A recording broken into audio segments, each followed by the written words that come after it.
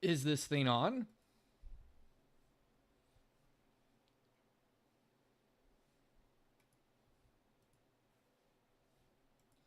I just started, by the way. Now, today is a rambling stream. So basically, I'm basically just getting whatever is out of my system.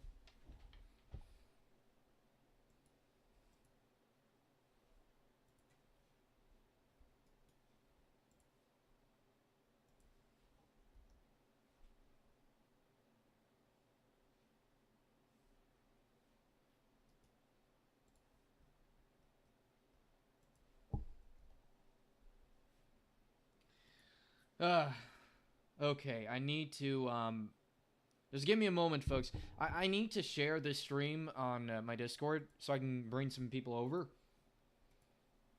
I'm not gonna have any guests. I'm just here. If you guys have anything that you want me to talk about, then by all means submit it in the live chat so then I can talk about it. Because I have a lot to say about recent events that have taken place.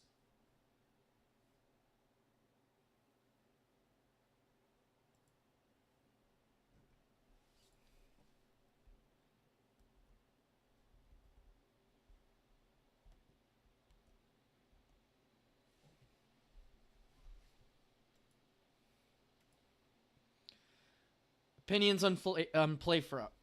I think he's listen. I think he's a respectable guy, but his biggest problem right now is his own ego and bias. Now, I'll admit I have a bias myself, like a very strong bias towards Russia. However, you have to understand that I'm at least honest about what I am.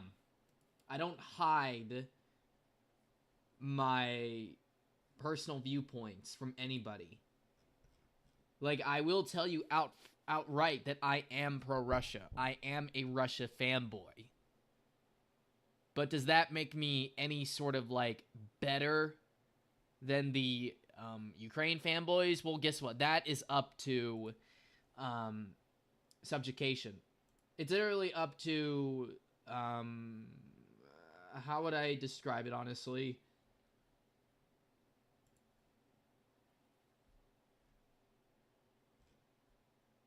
I mean, it's up to your interpretation.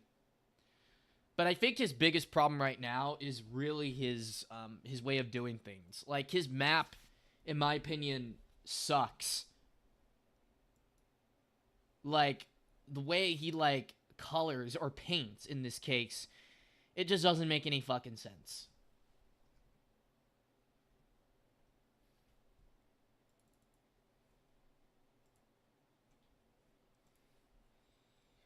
Okay, so it looks like some more people are coming on board. Okay, I'm going to start like going over like the map itself, okay?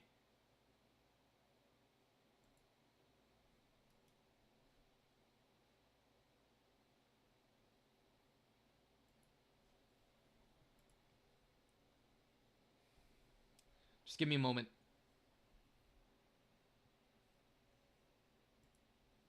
Okay, there's the Hawk itself. There it is. This is Playfra's map. Now, the one thing I will say that is really good about Playfra is the fortifications that he puts out that have been built by the armed forces of Ukraine. However, we have to be honest with ourselves. This shit is just so copy. Like, he gives way too much control to the armed forces of Ukraine in the city of Pokrovsk. Way too much control. I mean, you look at this, like, he puts most of it, like, almost all of it in a gray zone. And, as far as I'm concerned, this map has not been updated since November 1st. November 1st was the last time he updated it, and it's now been, like, 22 days since he last touched this map. Now, here's something that I've considered of doing, okay? Because a lot of people seem to be getting fed up with him. What I thought about doing is I would just take his fortifications. Like, you could actually do that. You could export them and put them in your own map. So what I thought about doing is I would export his fortifications that he's drawn on this map and put it on my map. And then people can then have that option, rather or not, if they want to view the fortifications or not. So then it would ultimately destroy the purpose of using Playfair's map. Because a lot of people say that they use Playfair's map just for the sake of using or seeing where the Ukrainians' fortifications are. But other than that, nobody really bothers using his map for the most part. Except for very biased Ukraine fanboys, honestly. But yeah, just look at this. This is so outdated. Vishnive is not under Ukrainian control at this point. The Russians obviously took it. Privilia is obviously not Ukrainian controlled, nor is Yehorivka. He thinks Danilovka is under Ukrainian control, and unfortunately, Syriac and AMK think the same. But I'm telling you, the recent footage offered by Vostok suggests otherwise. Like, I don't think it's under Ukrainian control right now. I think Russians control it. But look how outdated this whole shit is. Oristopol has fallen a long time ago, along with Sosnovka, Koroshe, and Oleksivka. These all fell a long time ago, and also look at how he maps it. So, he's suggesting that Russians are somehow in a cauldron here? Really? That does not make any damn sense. And also, I need a moment. I want to put the live chat in another screen, so give me a moment. Okay. I'm looking at live chat again. Dnipropetrovsk is Russia. Hell yeah, sir. Absolutely. Dnipropetrovsk is indeed Russia. I love Dnipropetrovsk region. It's my favorite province in all of Ukraine. I mean, here's the thing. A lot of people seem to they don't really seem to understand the context. Okay? Like, of why I started the whole Dnipropetrovsk is Russia, trolling, okay? You see, if it had not been for the whole Kursk incursion last summer or fall, I would have never done it. I mean, I would have gotten excited, yeah, but I wouldn't have done it.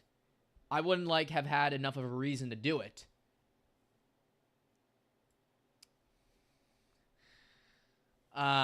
So, just give me a second, folks. I need to, read more of your chats, but also call up more people who want to join this chat.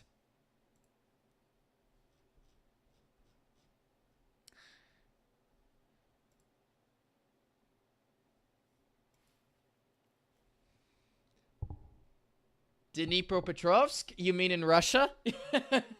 Yeah, Dnipropetrovsk is Russia. Hell yeah, brother. Hell yeah. And now, let's compare Playfair's map to Syriac's map, okay? Oh, that's the Pokrovsk section. But yeah, look at this. This is not even close. Actually, let's make this easier for you guys to understand and view, okay? Let's remove the fortifications, and, yeah. So it'll be easier for you all to comprehend, just how bad this map is. So this is Syriac. And this is, Playfra.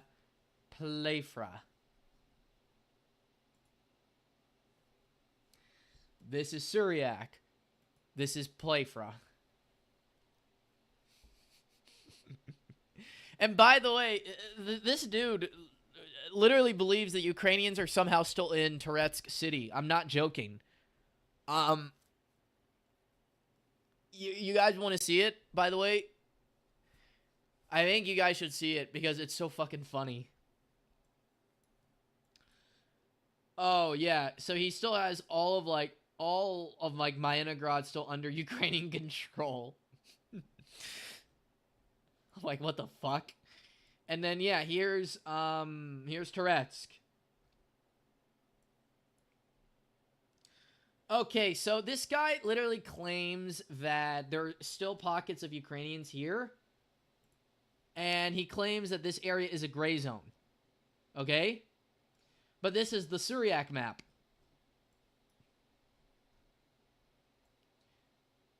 So, according to Syriac, there are no more Ukrainians in Touretsk City, okay? So this is the Syriac map here. It's all orange. There are literally no more Ukrainians, either in the city or in the outskirts, let alone the suburbs. And this is his map again. So this guy wants you to believe that Ukrainians are encircled, okay? He wants you to believe that they're still there and that they're still encircled. I don't know what his sources are, and whatever they are, they're very unreliable. He needs to stop using them and stop believing whatever they say, because Telegram can be filled with so much disinformation. I've been the victim of that multiple times, and it just...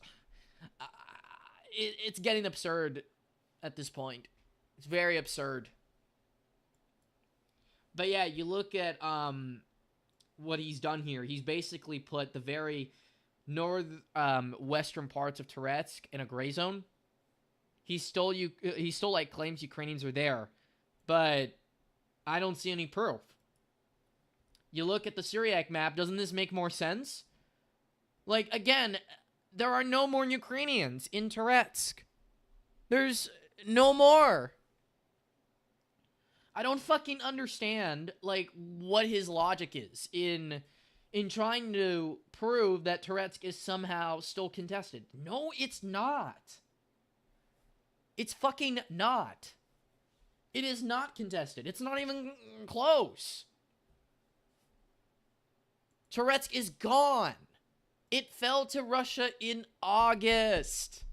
Literally around the same time as Chazov Yar.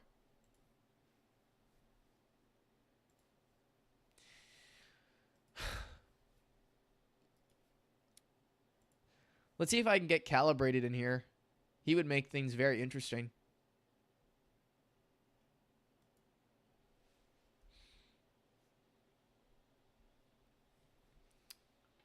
And yeah, that Calibrated, by the way, Scott, if Calibrated, or Squatsons as he's known as on Twitter X. Like, he claims he, like, knows people, like, from the armed forces of Ukraine. That claim, like, Touretsk is somehow still, like, contested. He literally believes this to be true. But in reality, there are no more Ukrainians there. And also, you look at the situation in Konstantinovka, friend, he's even more absurd. This area is also outdated. Very outdated. Playfra, Syriac. Playfra, Syriac. Like, the Russians have taken all of the suburbs of Touretsk and most of Konstantinovka's suburbs. They've taken most of it. Ivano-Pila has now already mostly fallen to Russia. And it also doesn't help that the Russians right now are contesting completely now for Konstantinovka, though I heard the fighting there is very tense. And if you guys want my opinion on how long I think this battle is going to last, I would say, if there's no deal, that is, 2 to 3 months. I think it's going to fall probably by January or February 2026. March at the latest. But yeah, Konstantinovka is a really big city. And this is like the first piece of that whole Slavyansk-Kramatorsk puzzle. Pokrovsk is like more of like if you're going to Dobropila and Dnipropetrovsk. But anyway, but yeah, you look at this. The fighting for Konstantinovka has been on for a while now. Like, there's a big gray zone that Syriac has put in here, though I did... I would say I did something similar. In fact, I'll show my map in a moment. In fact, you guys actually can now compare my map versus his map, by the way.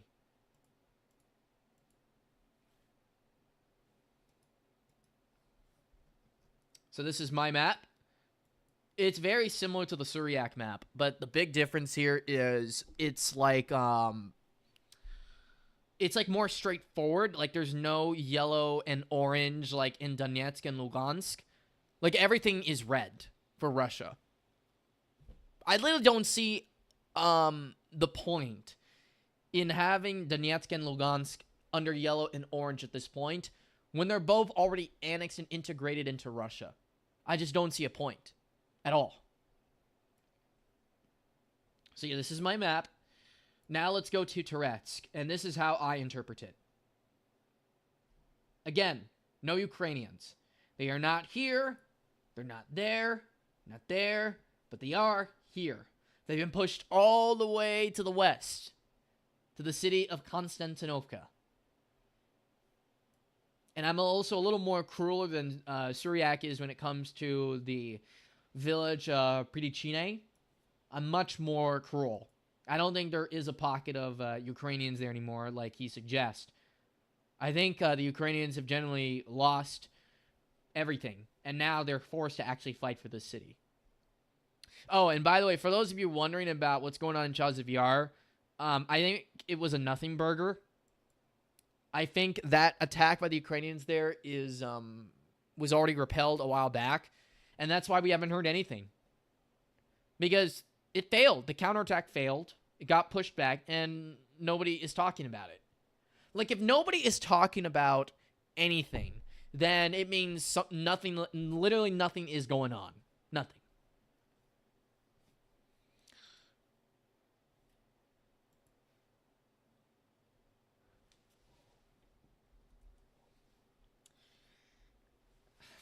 And by the way, just to point this out, I'm doing this stream, by the way, because I'm bored as hell.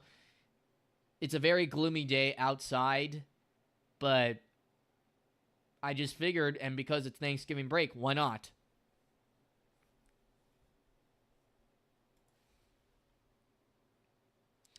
Oh, yeah, you guys want to go Seaverse direction? Okay. So this is Seaverse direction, at least from my interpretation of it. And this is Playfra's interpretation of the Seaverse front. Guys, my sources say that Seaversk is not contested, and it's totally under AFU control. Slava Ukraini. Meanwhile, in Realityville, no. Seaversk is contested. Like, a good chunk of the town has already been taken by the Russians, and they just broke into the village of Pazino, and have also now taken nearly a half of Kivka.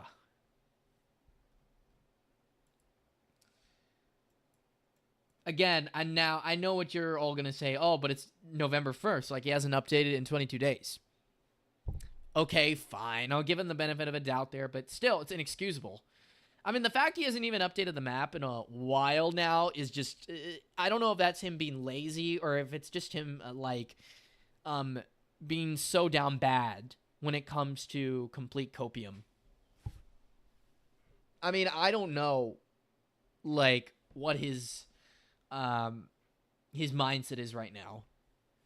I'm sure he's in panic mode because his credibility is about to be destroyed.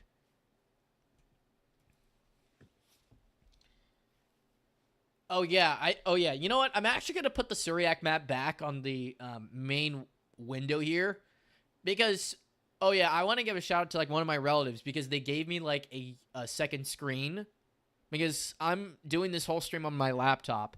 And if it wasn't for the second screen, I wouldn't be able to do this thing as smoothly as I'm able to like right now. So thanks to that guy.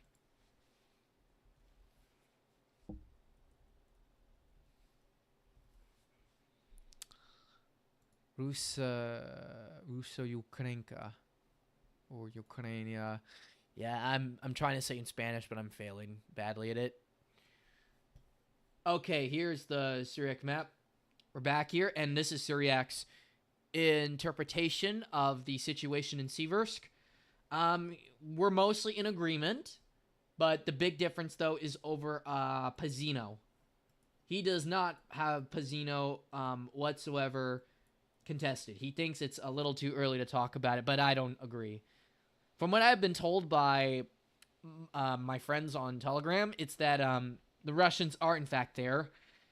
And that recent Divgin, like, coloring just, it makes too much sense. I think the Russians are definitely there, and they definitely took the village. And if this were to be true, by the way, this is bad news, especially for the guys in Slavyansk and Kramatorsk.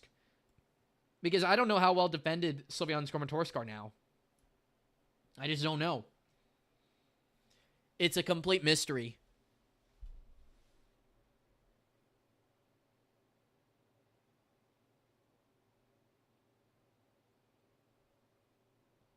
He just trusts Ukrainian sources. Oh, yeah, there's Scott. Hi. Calibrated is in the chat. Yeah, so he just trusts Ukrainian sources like fucking Deep State. You know what? You guys want me to go to Deep State right now? Just for the memes? Because I fucking love Deep State. But not for the right reasons. I think Deep State is probably one of the most criminally bad maps in the whole conflict. But I don't think it's the absolute worst map, because at least it's somewhat funny. And they do at least keep it up to date to a degree. But the problem with Deep State is that it's obviously compromised by Kiev regime. So anyway, we are at Deep State, everybody. Everyone's favorite map. I would say Deep State is the most used map, honestly. Like, if we're talking about technicality, like overall statistics, I think Deep State is the most used map. And then it's Suryak. And then the rest of us bums are then after that. All right. So looking at Deep State, they got nothing for the Russians really in this direction, except that they have this in a gray zone. And of course, yeah, they're not going to acknowledge anything here. And for very good reason. But I need to talk about this. I hate this direction. I fucking hate the Dobrapila direction. Like, this is a war crime. This is like a crime against information, against truth. In retrospective, this whole, like, situation here that you see right now, in the Dobrapila direction, it should have never been colored at all. They should have just either kept it gray, or, I don't know, something, at least, something more sensical. I literally hated covering this direction, and that was why I went on that 1 month boycott. And to be honest, it paid off, because at the end of the day, we did get the clear facts, and that's the Ukrainians always had this area under their control, for the most part. Oh, and speaking of the Dobrapila direction, it looks like the whole bullshit in Shakove has finally come to an end.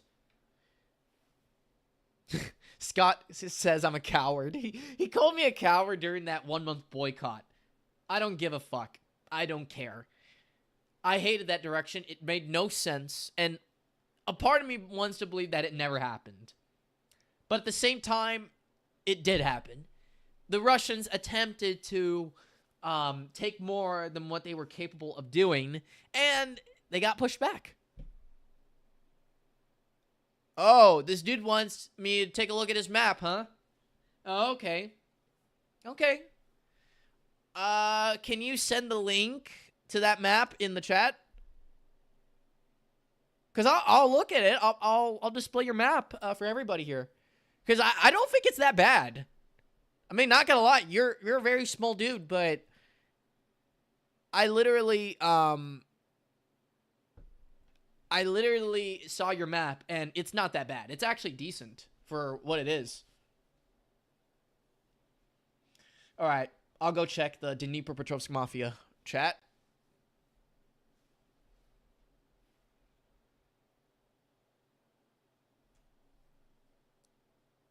Okay, it's loading up right now, and here it is. This is this dude's map.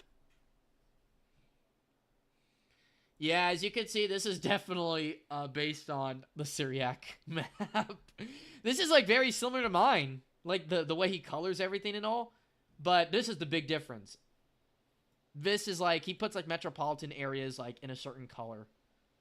Which I don't mind, honestly. I think it's pretty cool. He puts Moscow in gold. So he puts like the capital cities in gold, which is pretty cool.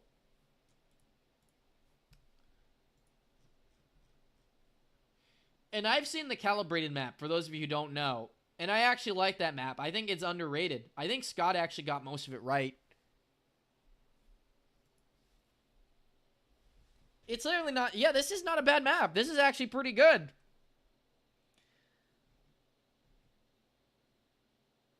Oh, you know what?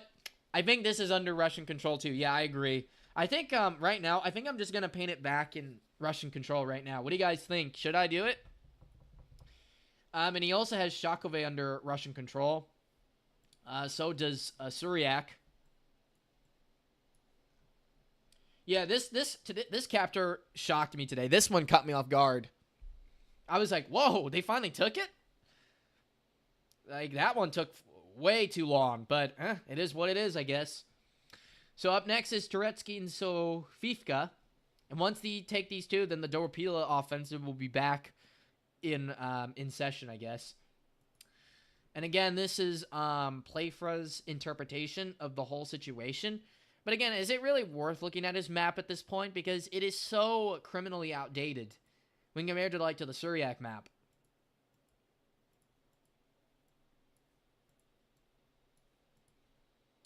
Playfra, Suryak. Playfra, Suryak.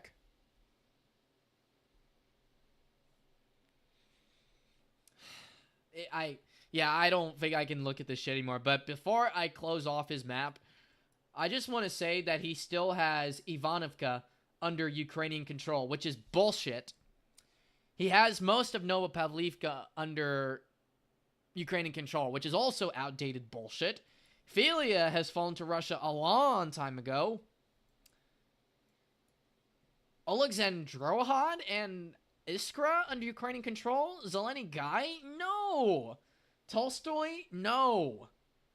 No, no, and absolutely no. Hell to the no. But this random kid here with only 2,000 views on his map gets it correct. Yes. Yes. Yes. Yes. And yes. This is pretty close to how things really are right now on the front.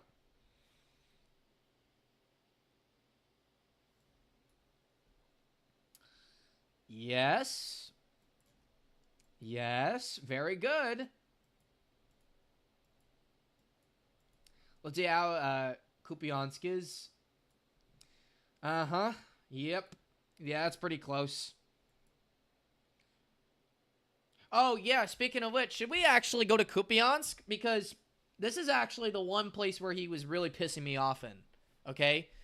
Touretsk, obviously, everybody makes fun of him for Touretsk, but Kupiansk, I think, is going to be just as bad soon. And by the way, I'm going to give a prediction right now for what will happen to Playfra in 2026. Now, assuming that all goes as bad right now for the Ukrainians, I think we can expect Playfra's credibility to be finally killed off by Christmas. Because, as far as I know, Kupiansk is still, for the most part, under Russian control, despite a series of Ukrainian counterattacks. In fact, let's actually review Kupiansk front right now in the Kharkiv or Kharkov direction. Look at this bullshit. No. How does this even work? Look at this. Really? No. No, no, and no. This is what it looks like right now. This is the truth. Not this. Old and fake. Real and true.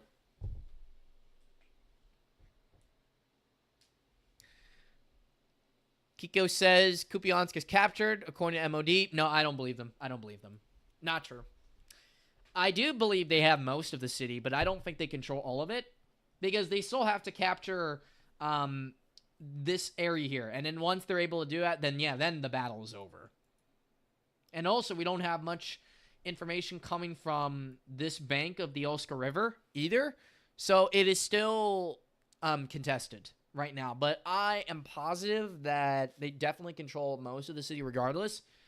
But Playfa here is not being as cooperative. But again, as I said, I think what will end Playfa's career is Kupiansk. Because if this turns out to be true, or more like I'm actually using the wrong words here. If the Russians do end up taking all of Kupiansk, then he's fucked. Like next year, like who's going to take him seriously? Like the only people who will be following him, let alone taking him seriously whatsoever, will just be a bunch of Russian fanboys trolling him. Like his only followers at that point will just see him as a punching bag. So, Playfa, if I were you, I would just do what AMK is doing right now.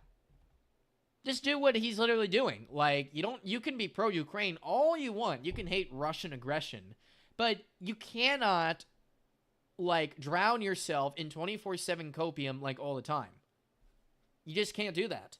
Otherwise, over time, people are going to ridicule you more. And it will get so bad that the only group of people who will be following you will just be guys who have the malintent of fucking with you. It's that simple, really. So yeah, he needs to get his act together in Kupiansk or he's fucked.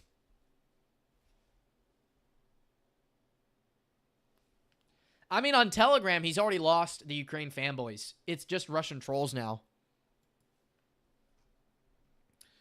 But yeah, this random kid, though, randomly gets it right. This is too funny. Hell, I would argue that even Deep State's interpretation of the situation in Kupiansk is more accurate than his.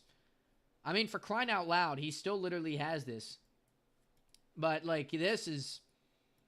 I mean, you could argue that it's a blatant copy, but here's the thing. Deep State gray zones really depend on how you view them. For me, personally, I think Deep State gray zones are, for the most part, like, they mean Russian control. They don't mean Ukrainian control. They mean Russian control. So anyway, let's stop using these bullshit maps and just use more, like, truth-based ones, honestly, such as mine, Syriacs. But anyway, let's try to break down the situation. So first of all, what we got here, obviously, so this is my interpretation of the situation in Kupiansk, so it's no different from Syriacs mostly, except I still got this little forest here under Russian control, but I do agree with him that Sadove is not controlled by the Russians right now. And yeah, that's pretty much it. I put Pavlovka in a gray zone. This is all gray zone. And because of that, we have no fucking, like, idea, like, who actually, like, controls it. The MOD, Russian MOD, claims that they do have it, but there's just no evidence. But I'm not willing to rule it out. I think it's very possible that they do control it.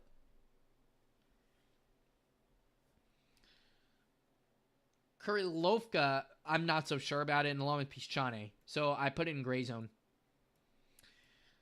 Now, keep an eye out on the Borova direction. A lot of people are overlooking this, but a recent Deep State update has shown that the Russians are about to cut off both the villages of, or at least the remainder of Zarizove and Bahuslavka.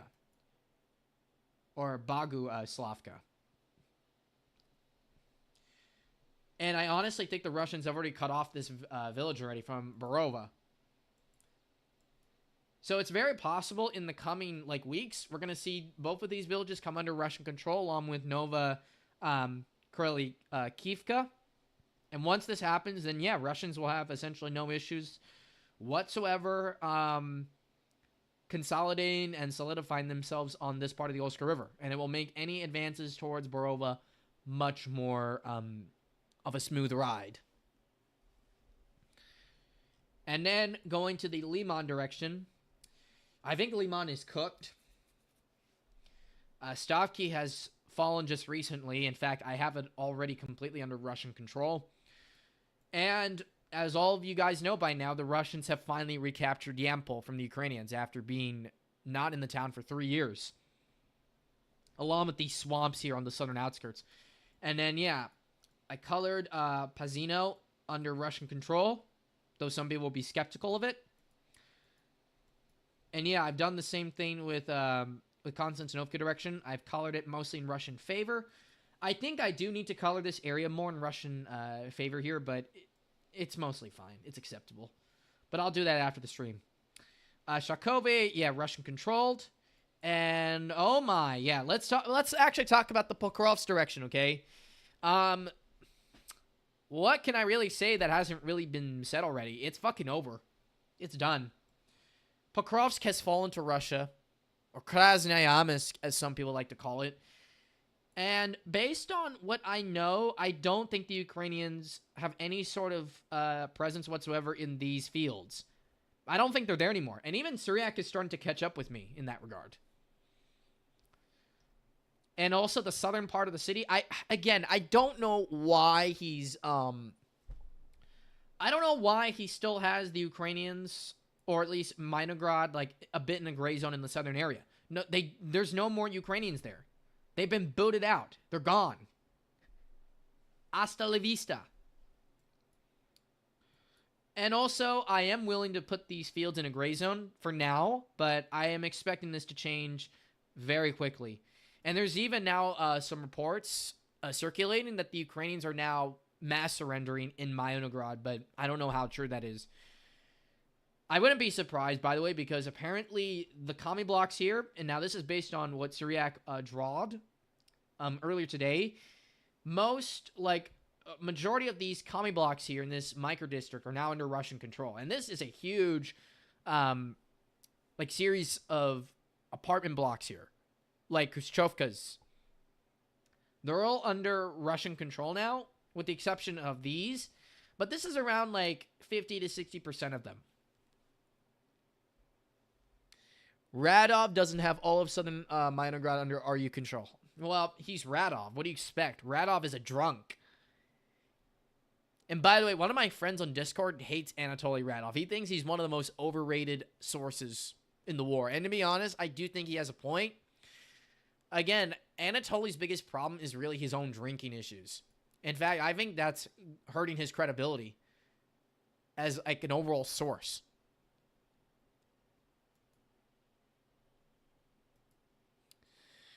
And by the way, let's actually compare Minograd on my map versus Minograd on Syriac's map, okay? Okay, so we're back at the Syriac map.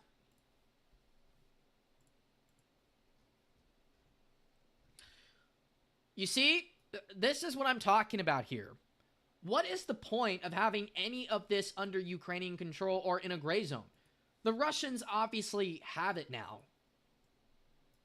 There is literally no point whatsoever to have it in a gray zone. It's obvious the Russians have it. I don't get it. Like, sometimes you need to take some bold risk. You have to take risk, okay? And in my personal opinion, I don't think there's any Ukrainians here. They're gone. There's no one here left. They all moved into the city center. And at this point, I think I might as well just put these common blocks under Russian control too. Well, not these just yet, but these here. But yeah, I don't think Ukrainians are there anymore. And also, there was recently a big advance that was just recorded in this direction. And now the Russians are already entering the city center of Myonograd. If that doesn't tell you that they're encircled, I don't know what will. And also, by the way, look at this mess here.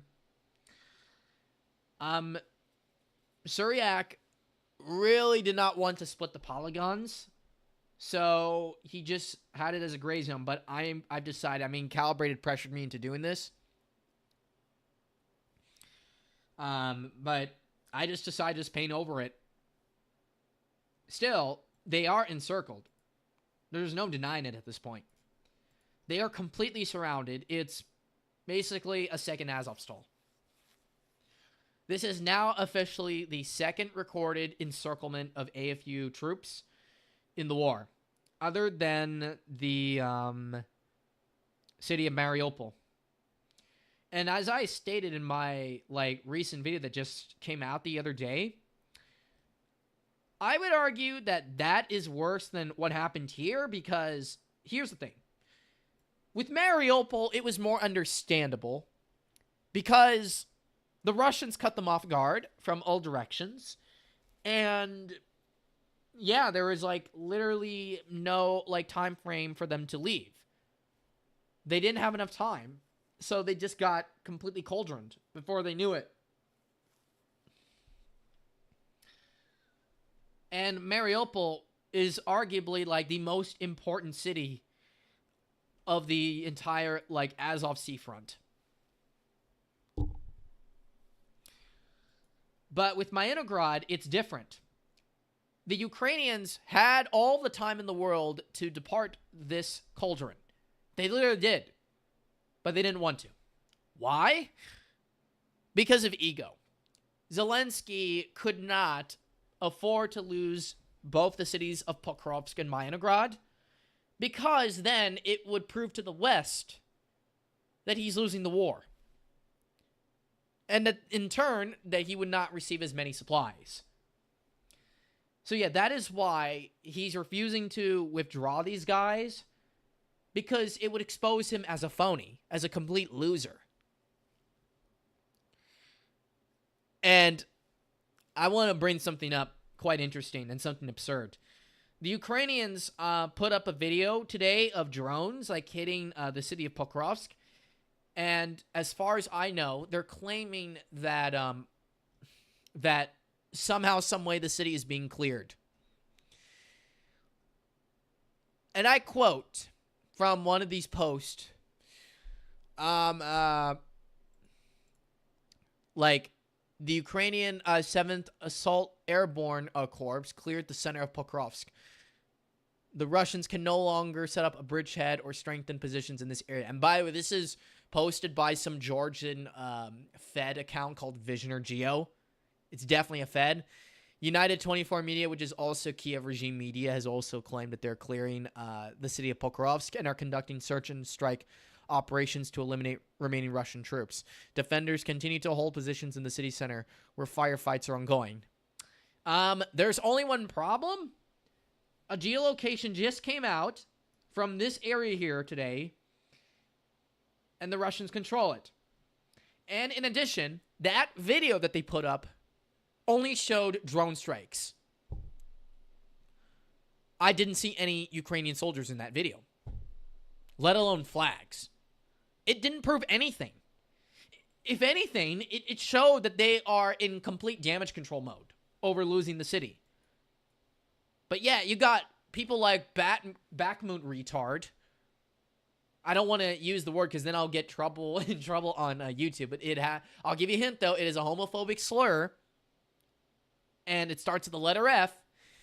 But he's damage controlling. They are literally throwing a massive tantrum over losing this city. And you guys are kind of saying that Pokrovsk is not strategically relevant? Is this Bakhmut all over again? Is this Ugledar all over again? Is this Liga Novosilka over again? Karakove? I mean, make up your damn minds already. What is actually strategically relevant, if not Pokrovsk? I don't get it. I don't get these fucking people. I predict by the end of Thanksgiving week, so I'm talking about maybe the day after Thanksgiving or maybe the last day of November, and perhaps maybe as late as the second week of December, I don't think Myenograd is going to be Ukrainian controlled anymore. I think the Russians will take all of it.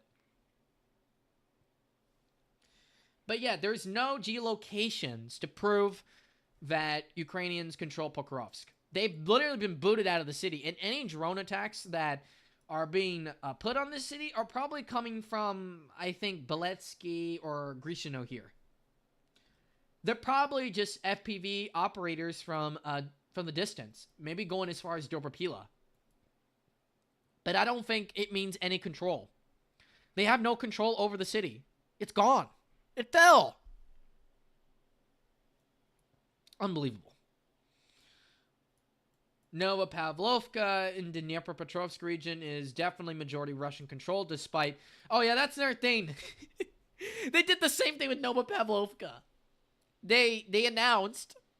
Ukrainian sources said that they were clearing the village out of Russian soldiers. But there's no proof of it. None. And all we got instead was, like, Ukrainian FPV drone videos... that were located in the northern part of the village of Novopavlovka.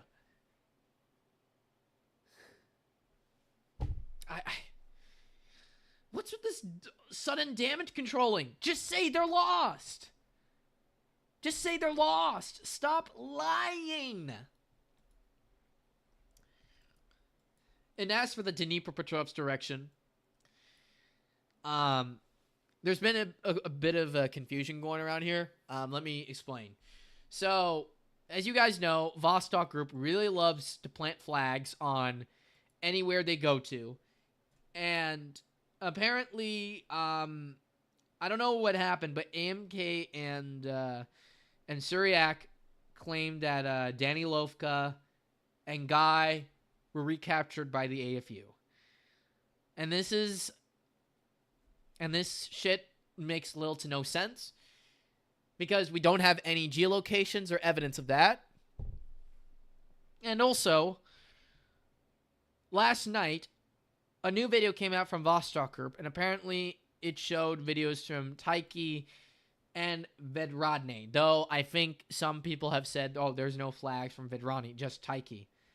I mean, if it is just Taiki, then yeah, maybe there's a reason to believe this could be true, but right now, I don't see any evidence that the Ukrainians control Guy or Danilovka. None. All I say is, like, show pics. Show pics. Show videos. Show some flags in these places.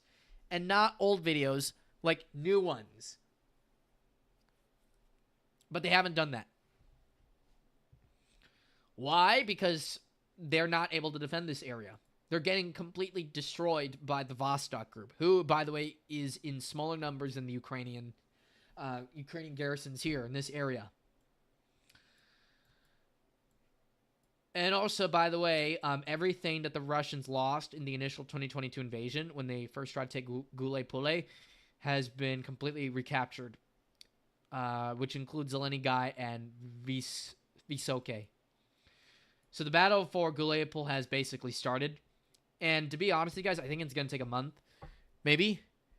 I don't think the armed forces of Ukraine are going to be able to stay in this area for a long time. I think they're going to eventually just run away from it. It's going to either be like Karakove or it's going to be like Ugledar. Like where like once everything like closes in, then everyone's just going to run away. But I don't honestly think they're going to run away for Orkiv. I think once Gulay-Pulay falls, then Orkiv just might go quickly too. But I don't know about that because Group of Forces Dnieper is not really as offensive oriented as Vostok is. They're just not. They're kind of mediocre when it comes to offensives, like kind of inconsistent. And in a recent Syriac update, he painted a lot of this back in favor of the Ukrainians. But he did paint this area in favor of the Russians. And also it's now been confirmed by Deep State that the Russians have indeed taken these commie blocks here in Stepnogorsk. And I'm also keeping these areas too in a gray zone within Stepnogorsk because I just think I feel like Ukrainians are definitely in the commie blocks here, but I don't know about the rest of the town because of FPV drones causing hell on earth for both sides. Gulay-Pulay will fall fast. Oh, definitely. I think so. Yeah, Vostok is posting already shit. Like, that's happening in Gulay-Pulay. I think the battle has already started. I think they're already in the town.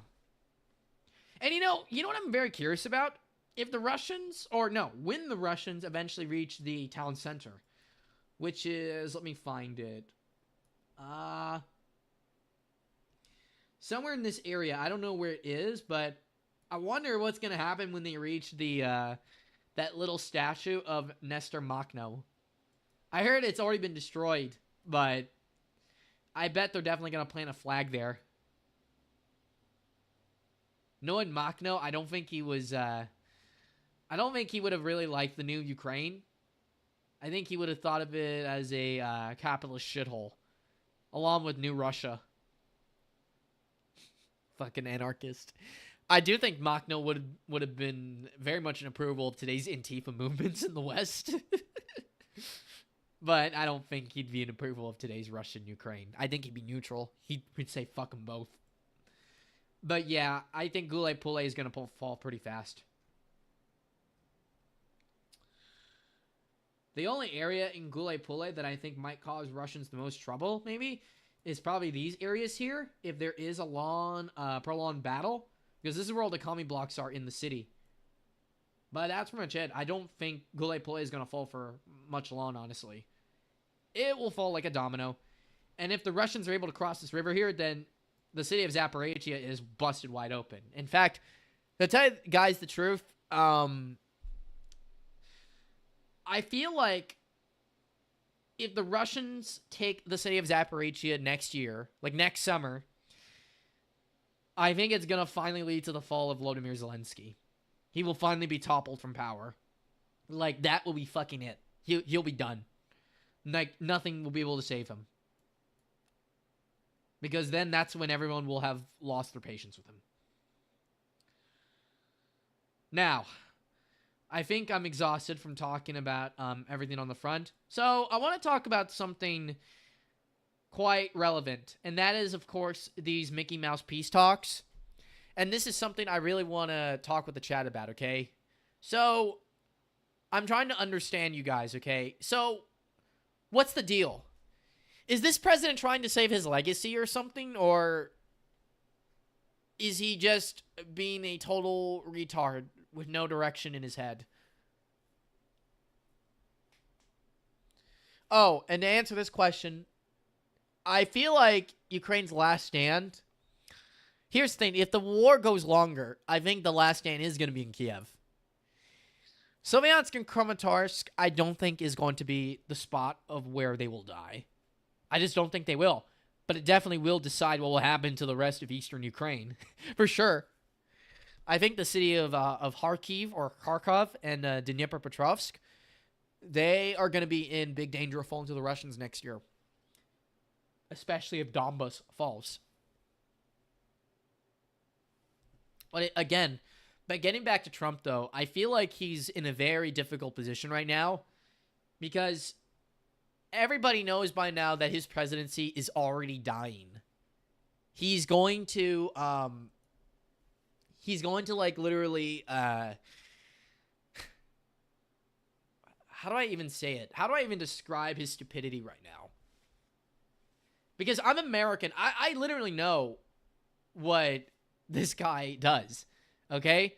But also, you see, Donald Trump has a huge ego, probably the size of Trump Tower, okay? So that means he has a massive ego.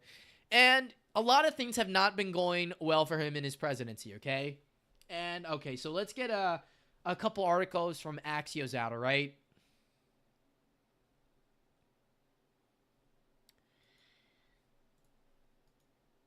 Or actually 3 articles, that is. So that would make it a few. By the way, I did review all the peace plans. I think they're all dog shit. I think they're all... I feel like they're all just a bunch of shit just to make Russia... just to give an excuse for sanctioning Russia again. And Europe also released their own peace plan for Ukraine. It's terrible. Like, all of the peace plans are terrible. You know what my peace plan would be? You guys want to hear what my peace plan is? For those of you who are curious? I think it should be fucking just Ukraine surrendering, and that would be it. Like, I'm not joking. Just let Russia win the war, and it's all over. I mean, if Donald Trump is serious about wanting to end this war, he should just stop arming the armed forces of Ukraine. I'm literally serious. It's that easy, but he's never going to do it because the fucking establishment is never going to let him leave. And here's the thing. He cannot escape this conflict. He will never escape this conflict. Why? Because if he does, they're going to impeach him. They're going to accuse him of treason or some shit. But also, they're going to ridicule him for the rest of the presidency, and will probably lead to his final defeat in the midterms next fall.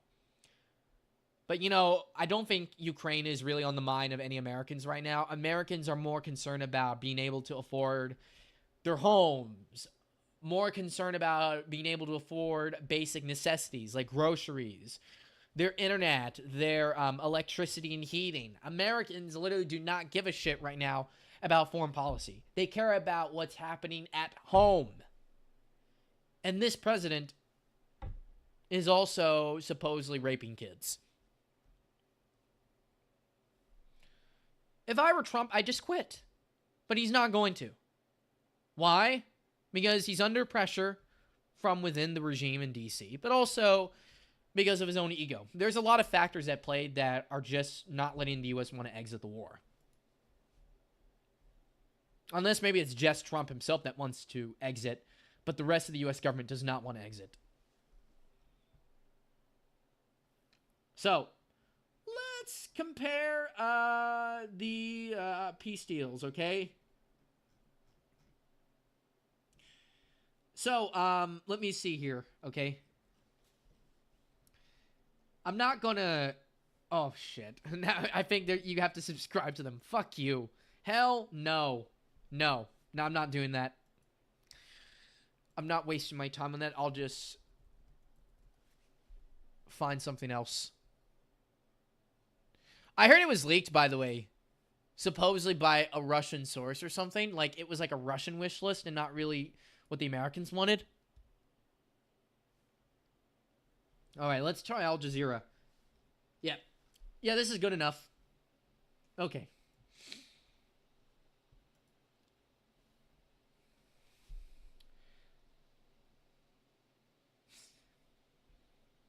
Sovereignty will be confirmed. Yeah, let's compare. So, sovereignty will be confirmed. That's agreed. Number 2, they agree. Number 3, deleted. Number 4,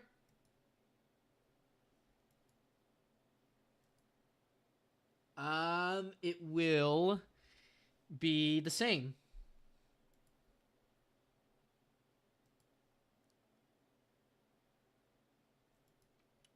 Number 5, yep, they agree. Number 6, nope, they disagree. 800,000 instead of 600,000 Ukrainians will be on the army.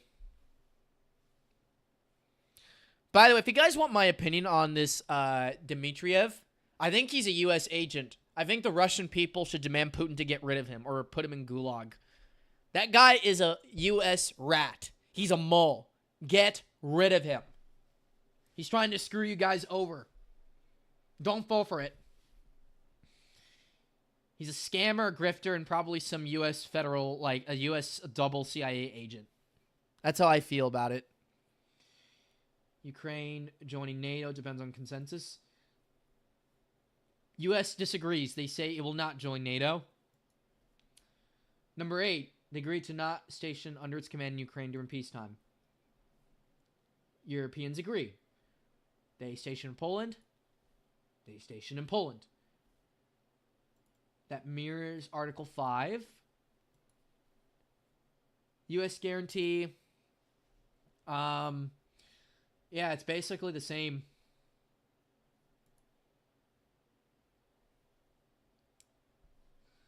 Let's see here. Yeah, I think, yeah, it's basically the same. Ukraine is eligible for EU membership.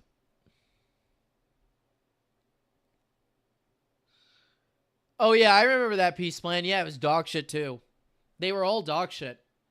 The only peace plan I thought would have been the best one was probably the first Istanbul one from March 2022. That was really their only chance to kick the Russians out of the country. That was like their only chance. And they completely flopped because they listened to Boris Johnson. A guy who's obese and fucking maybe drunk too. Taking all sorts of drugs.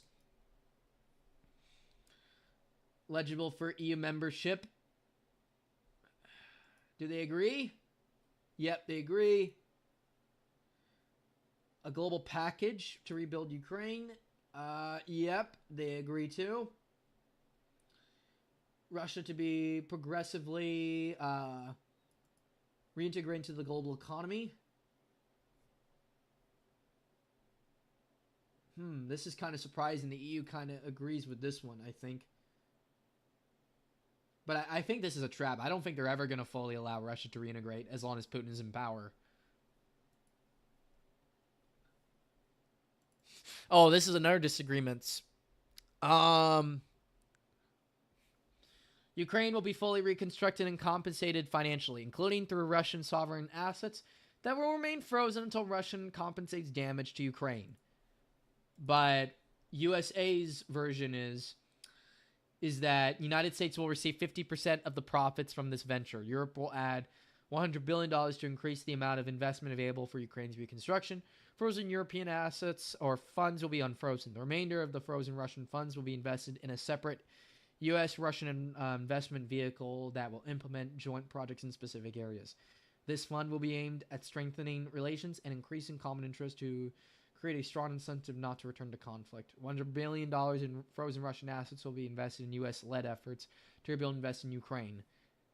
Yeah, the Europeans want everything gone from Russia, but the U.S. wants to steal money. Europeans want a joint security task force, but the Americans, though, want the task force to be just them and the Russians. Number 16, Russia will legislatively enshrine a non-aggression policy towards Europe and Ukraine. Same here. It's the same. It is the same here. The same.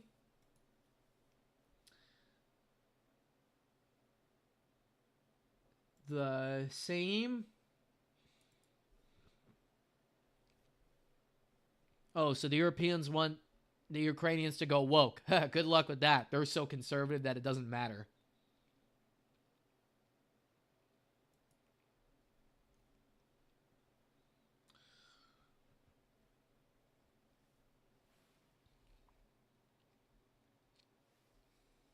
All right, territorial disputes. Crimea, Lugansk, and Donetsk will be recognized as de facto Russian, including by the United States. Kherson and Zaporizhia will be frozen along the line of contact, which will mean de facto recognition along the line of contact. Russia will relinquish other agreed territories it controls outside the 5 regions. Ukraine will withdraw from the part of Donetsk region that they currently control, and this withdrawal zone will be considered a neutral demilitarized buffer zone. Russian forces will not enter this demilitarized zone, but they will be recognized as Russian territory. Oh, this will be interesting to see how the Europeans counter. Ukraine commits not to recover its occupied sovereign territory through military means. Negotiations on territorial swaps will start from the line of combat contact. this shit's gonna fail. Oh, wait, it's the same on number 22. Number 23. They shall not obstruct the use of the Dnieper River. Yeah, it's the same here. And look at this. This is why I think Dmitriev is such a rat. He's literally giving so much to Ukraine. This is like the most generous offer to Ukraine. And yet, Ukraine fanboys think this is not enough.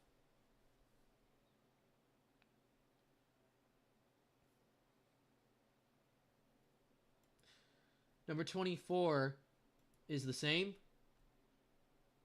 Number 25 is the same, kinda. Number 26,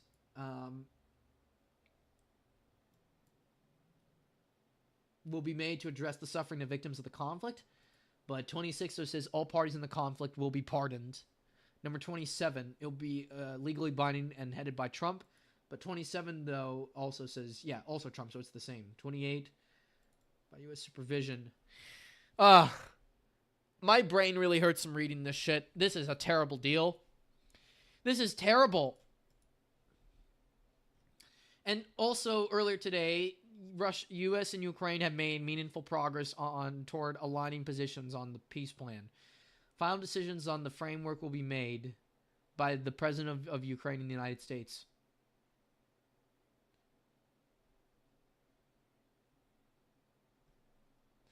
Let's see here. Ukrainian representative stated based on the revisions and clarifications presented today, they believe the current draft reflects their national interests and provides credible and enforceable mechanisms to safeguard Ukraine's security in both the near and long term.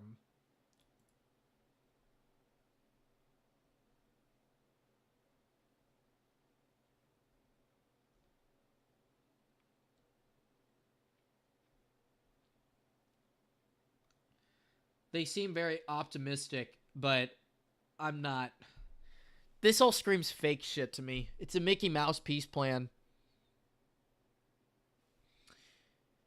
And Trump, for some reason, keeps claiming that this war would have never happened if he was president. Which I think he's lying. Like, dude, it doesn't matter at this point. The war happened. And, yes, it is not your war. So why do you still care? If this man wants this war to stop so badly, he should stop arming Ukraine. Just let it fall to Russia. But again, he's not going to because of his dumb ego. This man literally is worried about this man here. Here's the thing. He's got a lot of problems.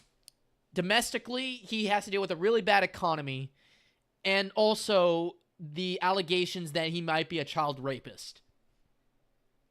So he's under a lot of pressure right now to do something that would win him some votes next fall. And again, as I said, most Americans don't care about Ukraine. So why does he care about Ukraine? And also, aren't you planning to invade Venezuela soon? Do an SMO on them as well? Like, why are you wasting your time and energy on this? It just hurts my head. None of this makes any sense whatsoever.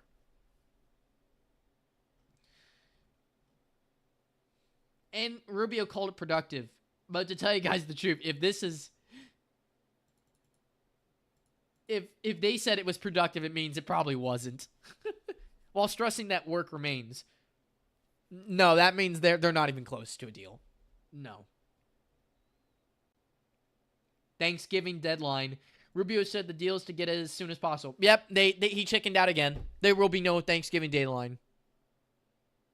There won't be. Thanksgiving is going to go by, and we will still be talking about the war in December.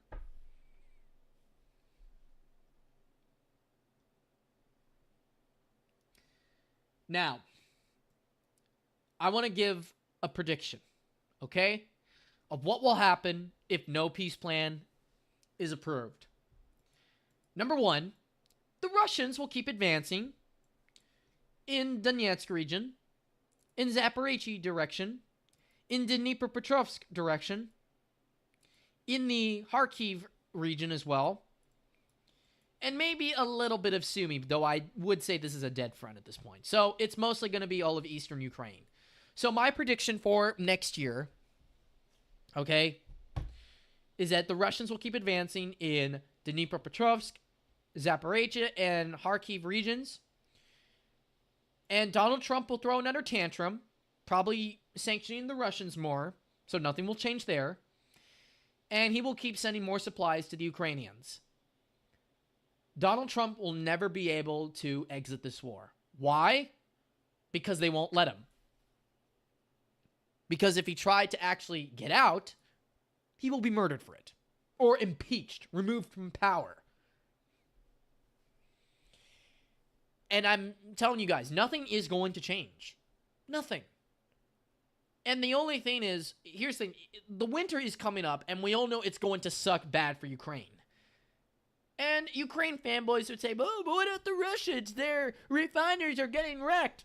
Well, guess what? The Russians will just fix those refineries the next day and put out the fires. None of that shit matters. And then you also talk about a Russian economy that's collapsing. Well, guess what? There is no evidence of a collapse. It's all copium. It's all bullshit that you all want to believe just to, like, literally satisfy your own, like, delusions. Seriously. I literally think nothing will change, like, next year. And if Donald Trump wants out of this war so badly, then he should have done so in March 2025 when he kicked Zelensky out of the White House. To me, that was the perfect moment for him to leave the conflict. That was the moment. And he bitched out. He decided instead that he would keep supporting Ukraine and that he would keep trying to come up with some new super duper peace plan to end the war. My issue with him is that he keeps trying, when in reality, it's futile.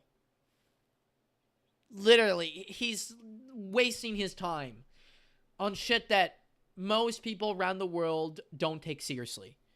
And I'm tired of him doing this. He needs to give it up. He's got midterms next year. And those midterms are probably going to result in Democrats returning to power. Oh, yeah, and I should mention, I don't know what the winter is going to look like, especially in December and January, okay? But whatever it is, it's not going to look good for Ukraine. Now, do I think Russians will advance a lot? I don't know.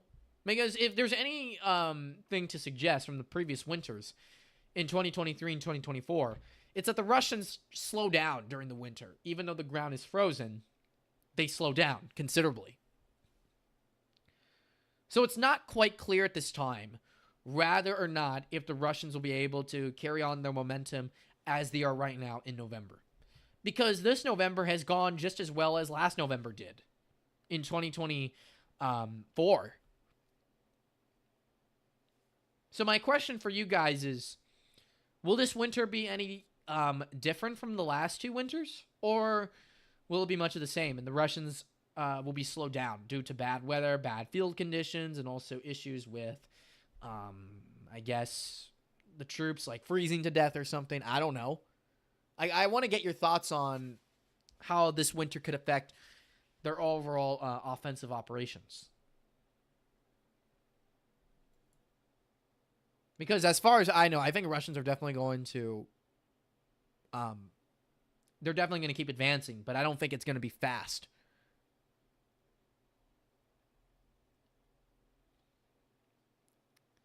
So it will go a little faster. I'm reading some of your comments, by the way. So it will go like a little faster, but because, I mean, winter's winter, it will be slowed down regardless. I mean, I'm not expecting December to be that bad, but January, I'm expecting it to be very slow. If they're still able to move at the pace that they are right now in January, I'd be very surprised.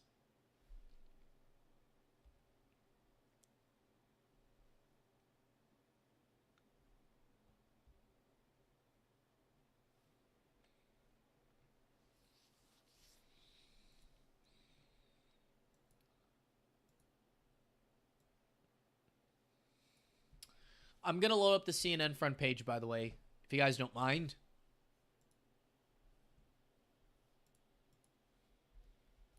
Because they're talking about Ukraine right now.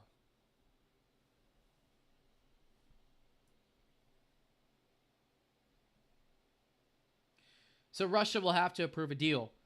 And then, oh my God, Trump lashed out at, oh fuck, I have to subscribe. No, fuck you. But they did show them that, but I am able to see here, Ukraine leadership has expressed zero gratitude for our efforts, and Europe continues to buy oil from Russia. I mean, that is true. They're still buying oil from Russia. like, Donald, just leave. Just fuck off. Is it that hard for you to do it? I mean, for crying out loud, Keith Kellogg is leaving your administration in a month and a half from now.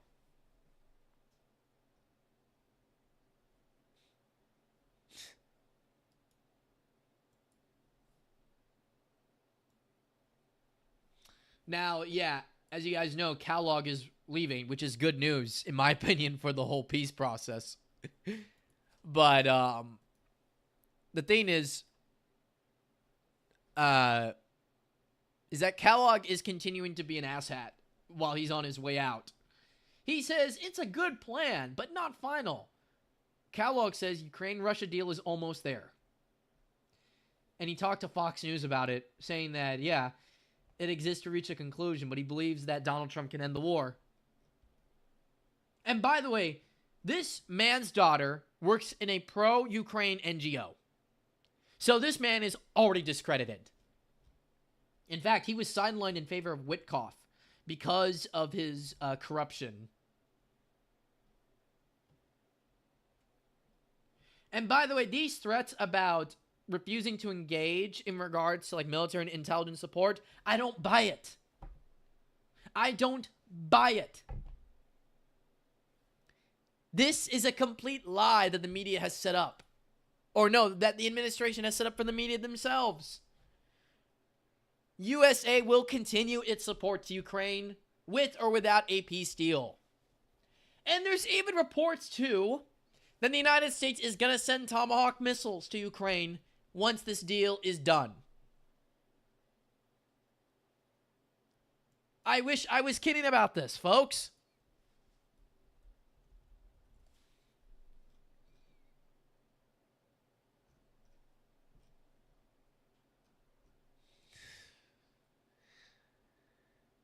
The United States is not serious about a peace deal. All they want to do is just prevent Russia from taking more territory in Ukraine.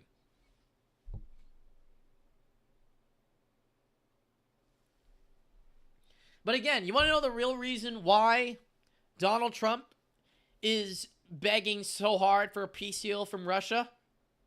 Again, it's because of Jeffrey Epstein and the fact that we got a little something coming up next year that will end his political career once and for all. This. And yeah, I am a Wikipedia admin here. Or no, not an admin. I just have an account here, by the way. But anyway, this is coming up next year. And as far as I know, Democrats have the advantage in the midterms. I don't know about the Senate, but in the House, yeah, definitely. And maybe the governor's races too. Generic ballots right now show Democrats having a 4 to 5 point lead. And by the way, guys, I'm a Democrat, but I voted for Trump in 2024, not because I liked him, but because I couldn't stand fucking Kamala Harris. Now, one thing I will say for certain that I think we would have gotten under Kamala had she been president and overlooking this conflict is that I think she would have been at least more consistent. Like, she wouldn't give you like a schizophrenic, bipolar, flippity-floppity policy in Ukraine. No. I think under Kamala, United States would be strictly, like, no negotiations. None. You would see nothing. And the Russians would be able to advance without anybody fearing that they'd cuck at any time. But here's the problem. Russia, as I said, has a certain rat in the government, and that is Dmitriev. And as I said, I think that guy is deceiving Vladimir Putin and deceiving everyone in the Kremlin right now, unless this, of course, is part of Vladimir Putin's plan to try to get Trump to exit the war. But it seems he doesn't understand that Donald Trump is leashed by the U.S. Establishment to this war. They want him to get the full blame in the event that Ukraine were to actually lose this war. This is a fact. And even if Tomahawk missiles were sent over, yeah, I agree with you, Kaiser. Even if they were sent over to Ukraine, chances are it's not going to be a lot of missiles. So it's another nothing burger Wunderwaffen. But yeah, I think these peace deals or peace plans whatsoever, like working on them, is a waste of time.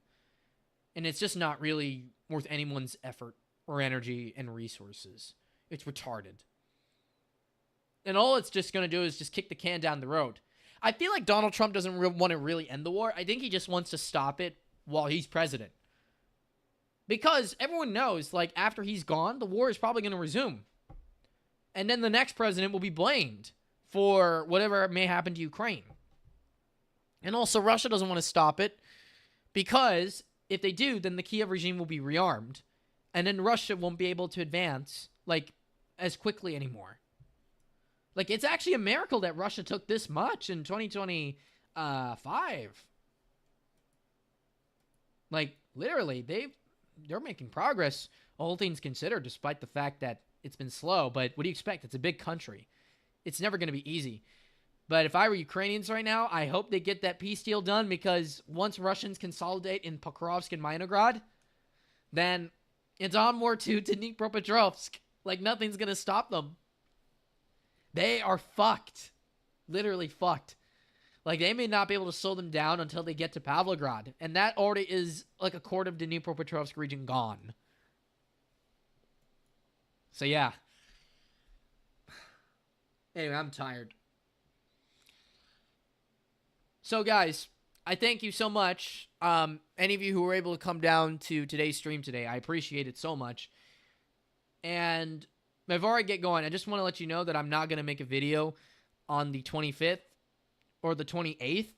I'm going to take a week off because of Thanksgiving. So I won't be back until the 29th or the 30th. So I hope all of you understand why I'm going on a bit of a hiatus. And yeah, but I will keep posting on Telegram as usual because it's much easier there than posting on YouTube. And I appreciate the new incoming subscribers that are coming to my Telegram channel and my YouTube channel as well. I definitely appreciate it so much. And yeah, I'll see you guys next time at the end of November. And I hope every single one of you has a comfy Thanksgiving, but also has a comfy rest of your November, because I know most of the world does not celebrate Thanksgiving, except for us Americans and maybe the Canadians too. So yeah, I'll see you guys next time, and peace out. Good night.